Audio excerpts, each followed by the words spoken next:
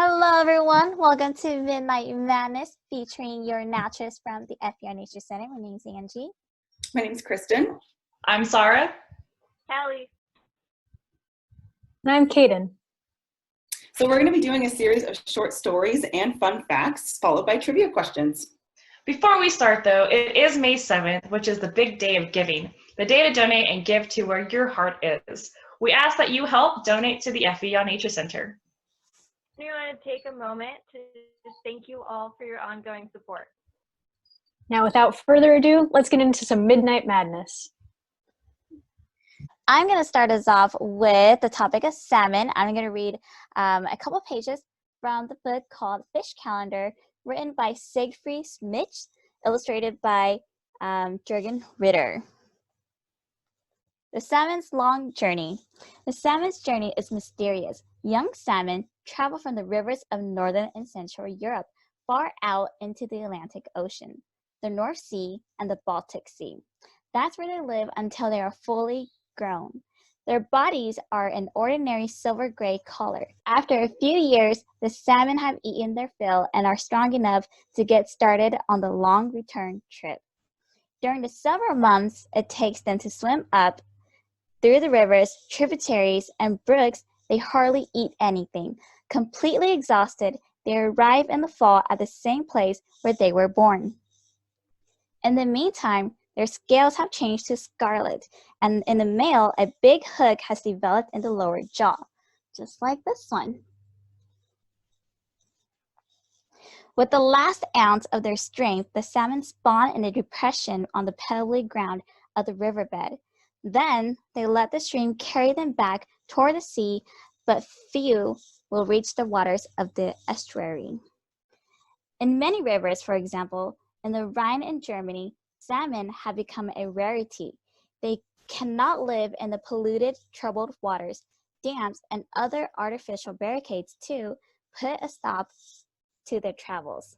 The spawning grounds of the Pacific salmon in Canada and Alaska are still relatively clean, but Pacific salmon face other dangers, such as the great brown bear waiting on the banks for them to arrive.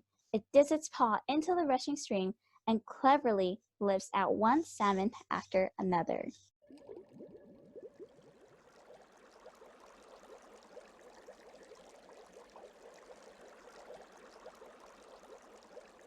I have a fun question for you. It is, are salmon diurnal, crepuscular, or nocturnal animals? So, A, diurnal, B, crepuscular, C, nocturnal, or D, other.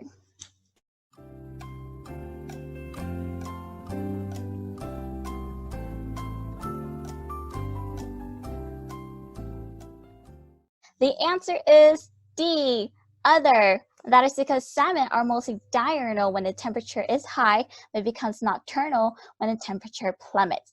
It also depends on the availability of food.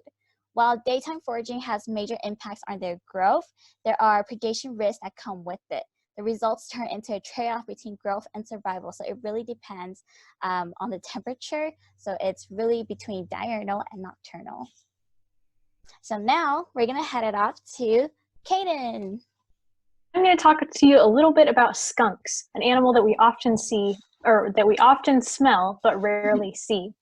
So skunks are very interesting animals that often have a bad reputation. They mostly eat insects like beetles, crickets, and even bees.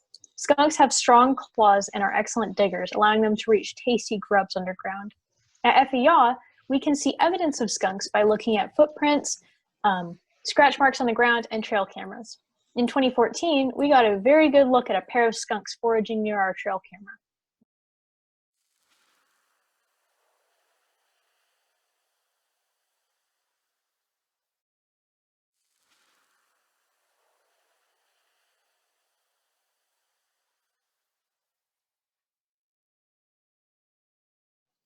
In urban areas, they are also attracted to trash and cat food, so they can become pests. Skunks have one sense that is not as strong as the rest. Which sense is it? Is it A, sight, B, smell, C, hearing, or D, touch?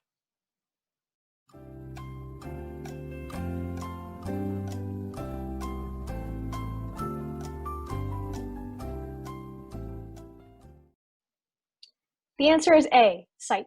Skunks have very poor vision, which unfortunately leads to them becoming victims of roadkill. And for our next naturalist, we have Kelly here.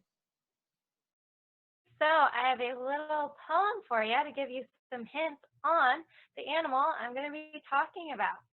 So, who lives everywhere except the South Pole? Who nests in a tree, a barn, or a hole? Who wears feathers, red, brown, or gray? Who sprouts funny toes that turn either way? Who catches for supper a bird, a fish, or a mole? Who opens their mouth and swallows it whole? Who screeches and snarls and hisses and whistles? Who hoots when the wind rattles through the thistles? Who won't answer any questions, but always asks who? Know who it is?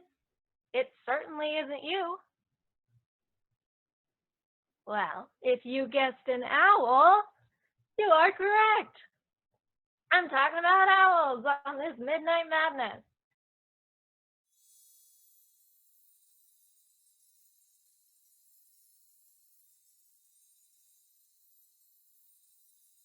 And my question for you, true or false?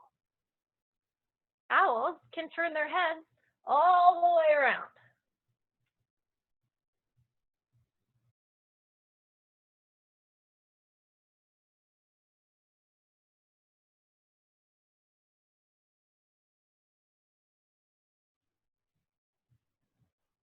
If you said false, you are correct.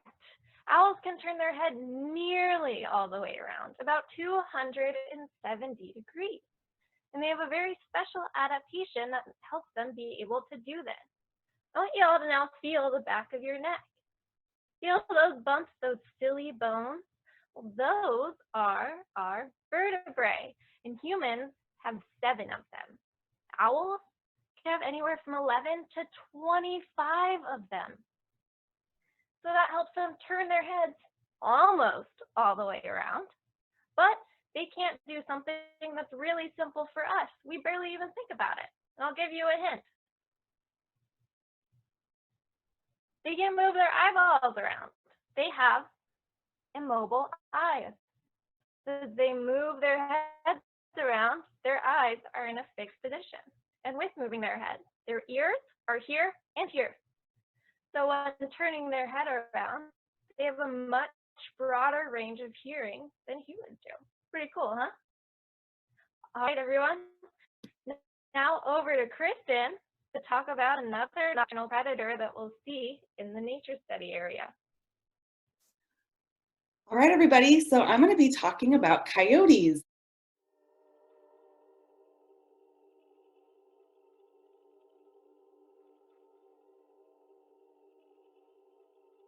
I'm going to first share a personal encounter I had with a coyote many years ago, which really sparked my interest for them. So when I was camping with some friends in the Los Angeles mountains, we decided that it was such a beautiful night that we were going to sleep outside of our tent. So we didn't even put up our tent. We just laid down on the ground in our sleeping bags and slept under the stars. And in the middle of the night, I woke up to something walking around our campsite. And eventually, this particular animal stood right on top of my feet on my sleeping bag. And so I opened up my eyes and I looked, and it was a coyote. There was a coyote just walking around our campsite, checking everything out. It was sniffing us. It was sniffing our belongings. Thankfully, we did lock up our food, so it didn't get into any of our people food, which is good. But thankfully, coyotes are not a threat to humans, so I wasn't feeling afraid or anything. I was just watching it. You know, it was so curious walking around, and then it eventually left and went on its way.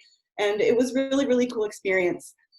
And a fun thing about coyotes is that they actually live all over North America and in all over Mexico and Central America. So they're quite popular around the Americas. And they are also very solitary animals. They don't travel in packs often like a wolf would. However, they do hunt in packs occasionally when they hunt something larger. But for the most part, a coyote does travel alone. And now I do have a trivia question for you. What domestic animal are coyotes related to? Is it A, a cat, B, a dog, C, a bird, or D, a hamster?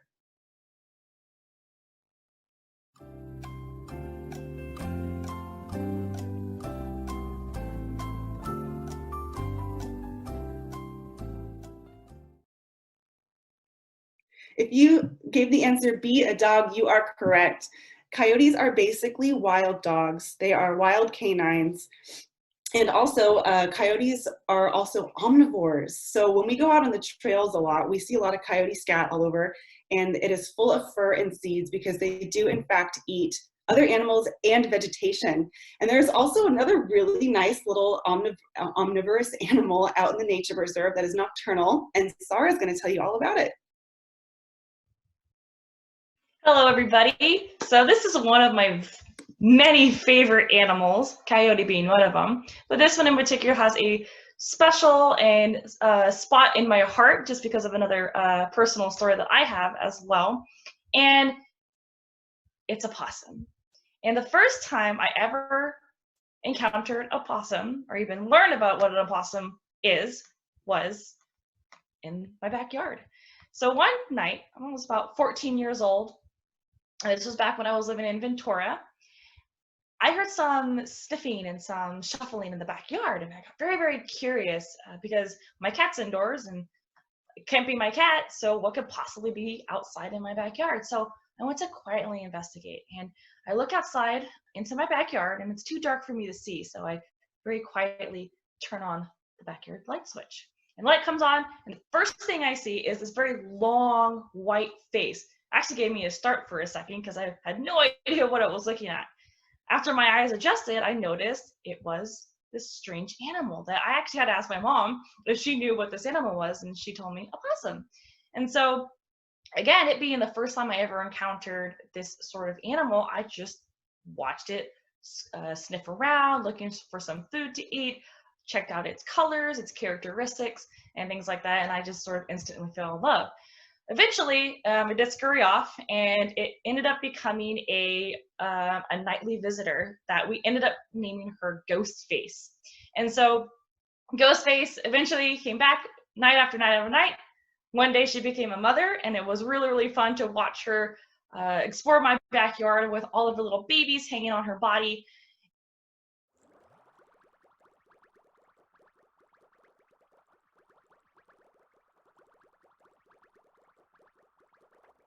And eventually, sadly, we did have to move away here to Sacramento and leave Ghostface behind. But the cool thing is we still get visitors from Ghostface's Sacramento cousins, which is really, really cool. In fact, last night, I did end up seeing another opossum hanging around in our front yard, and I think they found something good to eat, probably some delicious, crunchy snails. So, my question for you is, are opossums rodents? Yes or no?